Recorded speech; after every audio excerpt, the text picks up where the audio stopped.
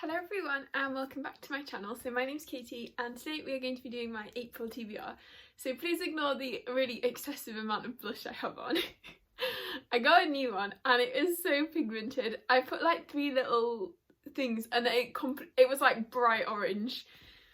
So yeah, I look a bit clown-like, but I mean my cheeks are naturally very red, but then when you put foundation on and then put blush on top, so now they just look red again. So what was the point? But anyway, hopefully the bright lights of my ring light kind of wash it out a bit, but here's hoping. But yeah, anyway, sorry about that. Okay, so yeah, I'm doing my April TBR today, so talking about some books I want to read in April, and I'm very excited because my exams are now over, so that means I can do lots of reading, have nothing to do except like read and walk and hang out with family and friends, so that's great fun. Yeah, I'm just so excited to be able to relax. And we find out, so like medicine's very complicated, and like jobs, you get like basically allocated a job and you have to like rank all your preferences and then you get allocated a preference. So find out in like 2 days time which like order of jobs I'm going to be having, like what jobs, like which areas for my junior like foundation doctor years, so that's quite exciting. Yeah, so anyway, these are the books I'm planning on reading in April, so I have a lot to get through, so we'll just get started. So firstly, I have quite a few arcs to catch up on because I've been requesting them but not reading them while I've been revising. So I've actually read a few in like the past week or so because I've been off for a week now, or almost a week, but some of the ones I still have to read. So Hunger of the Gods by John Gwynne, and I believe that actually comes out in April anyway, so I'm really looking forward to that one. I enjoyed Shadow of the Gods, which is the first book. It's kind of a Norse mythology, Viking-y inspired. I know we follow a MILF, Orca, who she was the best character, and she's sort of on her mission to find her missing son, I think. And then a couple of other characters on this like ship, and I'm kind of in the mood for ships after watching Our Flag Means Death. Oh, I love that show so much. It's just exactly the kind of like cheesy humour that I like, and like so heartwarming. But I mean, Shadow of the Gods and Hunger of the Gods are nothing like that. They're quite grim dark. But yeah, I'm looking forward to that one. John Gwynne books I feel like are always really easy to read, in like a good way, so you can just like fly through them and they're very entertaining. So yeah, looking forward to that one. Also have The Girl and the something Moon, whichever the last one in the trilogy is. The first one's The Girl and the Stars. I'll put a picture of the book in here. So this is the last book in that Girl and the Stars trilogy by Mark Lawrence. So I do really enjoy this trilogy. I know the author's a bit dubious, but like I really wanted to know what happened, so I had to finish the trilogy. And so I have the arc anyway, so it's not money. But yeah, I'm really looking forward to this one. The first one, we're following Yaz, and she's like grown up on the ice, which is really like barren, and like they have to fend for themselves. And then one day she like basically gets thrown down this pit because she doesn't have any, or something to do with powers, and they chuck them down a pit anyway. So then she has to try and survive in this like tunnel thing. It's really cool anyway. I really like the premise. And then events proceed, and it's the prequel series to the Book of the Ancestor trilogy, which I also really enjoyed. But yeah, so I'm looking forward to that one as well. The Ballad of Perilous Graves. So I am currently about halfway through this one, but I'm really enjoying it so far. It's set in New Orleans, which I really like that setting. Well, it doesn't, but in a way it reminds me of the originals. It's very different, but just the setting is like New Orleans is the same, so it's just bringing back those memories. I don't know. It's really well written. It's very atmospheric. I'm basically following this kid slash young adult called Perry, who is kind of like see ghosts, and there's this one ghost called like Dr. Professor or something, who is like a musical person, and like yeah, and he tells Perry and Perry's friend Peaches and Perry's sister Brendy that basically some of these songs have been stolen, and like these songs that are kind of fundamental to the city, and also their grandfather has gone missing as well, so they're trying to find out what's happened to these songs. In a way it sort of reminds me of N.K. Jemisin's The City We Became a little bit, just that kind of having to save the city and you're following the people who's like are the kind of heart and soul of the city. I don't know, it's really good. So yeah, there's that one, so I want to finish that one. Okay, and then we have So I have an arc of Misrule by Heather Walter. I also want to reread Malice beforehand. I don't normally reread books, but for some reason for this series I just want to. So yeah, this one's Malice and this one's Misrule. Misrule is the second book. So this is like a Sapphic Sleeping Beauty retelling, and it's sort of told from the POV of the villain. So she's called Alice, and she like has this magical, so some people in the world have magical powers, and it's usually like very pretty powers, but Alice's are like evil powers, so it's kind of her reckoning with that, and then she meets the Princess Briar Rose and blah blah blah. But yeah, the ending of Malice was so good. I remember being kind of shocked because I think this series is actually adult, but I thought it was YA, and like being shocked at that for a YA ending. But anyway, so yeah, it was good, and I'm looking forward to the sequel and seeing how things play out. And then some more physical books I have to read. So excitingly, I have Crescent City 2, House of Sky and Breath. So I haven't read this one yet. It's kind of big, so I was sort of waiting till after exams. But yeah, I've still got the Waterstones sticker on, but oh well. Yeah, so what can I say?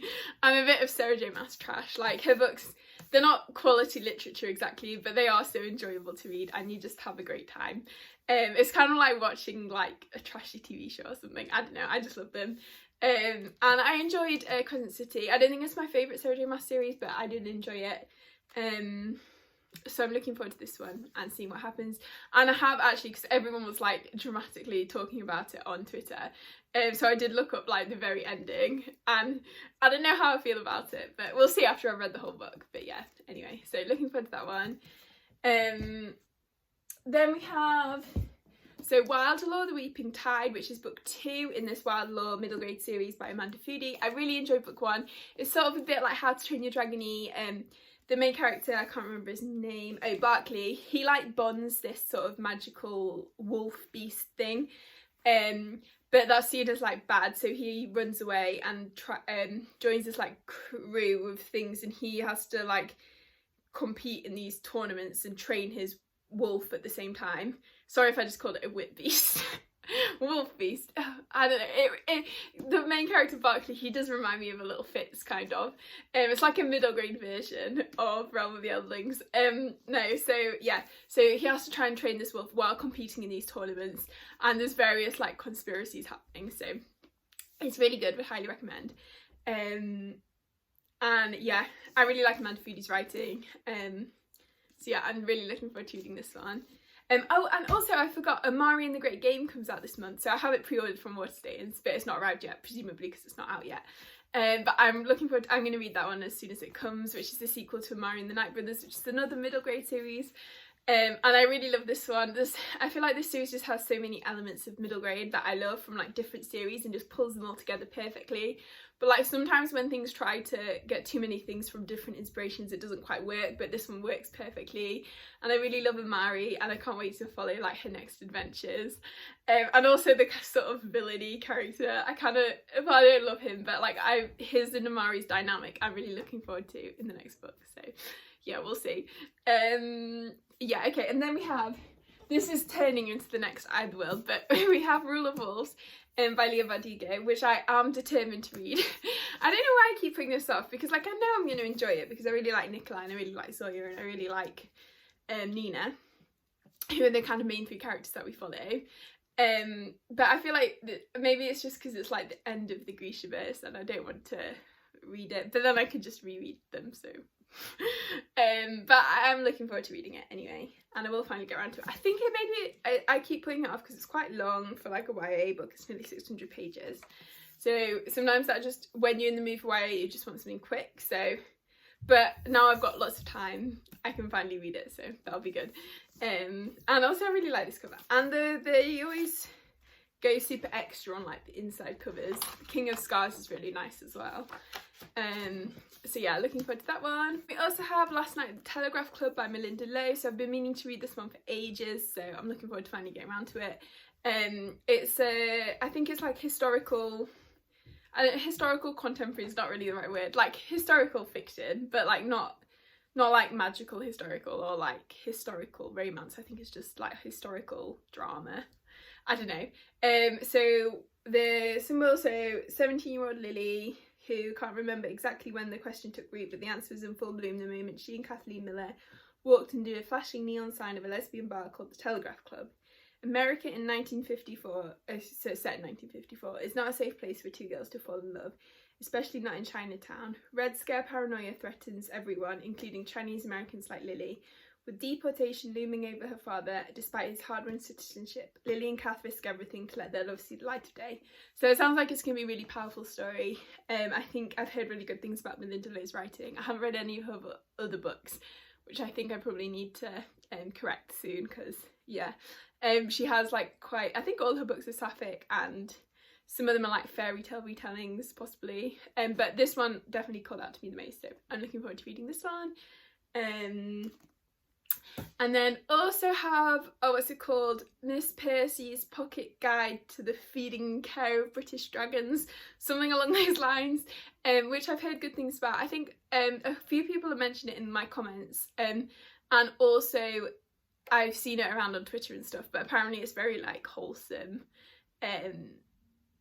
cozy vibe, so and that's just like completely up my alley, so I'm looking forward to reading that one as well. I bought it on Kindle a few months ago, I think. So yeah, and okay, so then audiobooks. So we're still going. I've got so many books. I'm just very excited to finally be like reading properly, because I did read a few books in March, but a lot of it was like smut or romance. So I have started the Cradle series by Will White, and I've read the first two. And then I got a few of the next few on audio, because they were like on the Audible sale for like £3. So I think I've got like 3, 4, 5 and 6. I don't own, I do own 10 because that was also on sale. So I don't own some of the later ones, but I want to try and get to the next couple in April. And I have them on audio, and I've heard good things about the like audiobooks and the narrator, so I'm looking forward to them. So yeah, they're just really fun. They're like short. It's like kind of watching episodes of a TV show. I've heard people describe it as like anime, which it kind of is. It's just a fun like little adventure. It's quite sort of light-hearted but very entertaining. I love Lyndon. He's the cutest little cinnamon roll ever. He's the main character. And it's like, I feel like they were a good length because they're not that long, so it's just really nice to read, but you feel also it feels like a lot happens, and they never also feel too short, because often I feel like with short fantasy books, like it feels like they're not like digging in enough to what you want, but I feel like these are done quite well for their length. Like you never feel like you've been cheated of an extra 200 pages. Yeah, and in the second book actually we just met this new character called Ethan Aurelius, who I already love. I know he's probably gonna be like my favourite character. So yeah, so I'm enjoying that series, so I'd like to read the next couple. I think the next one's called Black Flame, which is like book 3, so yeah. And also I have the audiobook for the series, what's it called? It was by Brian Staveley. It's like The Emperor's Ruin or something. Anyway, I got this one because it was on sale, and 2 of the audiobook narrators are Moira Quick and Joe Jameson, who I love both their narration, so I wanted to get it, even though knowing nothing about the author. I feel like I'd heard vaguely good things, and like it was fantasy, and I'm sure there's like some kind of magical monk, which I like the sound of, so yeah, I also maybe want to try and read that. But that is a big audiobook, that's like 30 hours plus. It's like back in my Robin Hood days. So yeah, so anyway, so there's some of the books I'm looking forward to reading in April. So definitely let me know in the comments books you're planning on reading in April, or if you've read any of the ones in this video and what you thought of them. I'd really love to know. If you enjoyed the video, please give it a like and consider subscribing if you haven't already. And I hope everyone is having a really great day, and I will see you next time.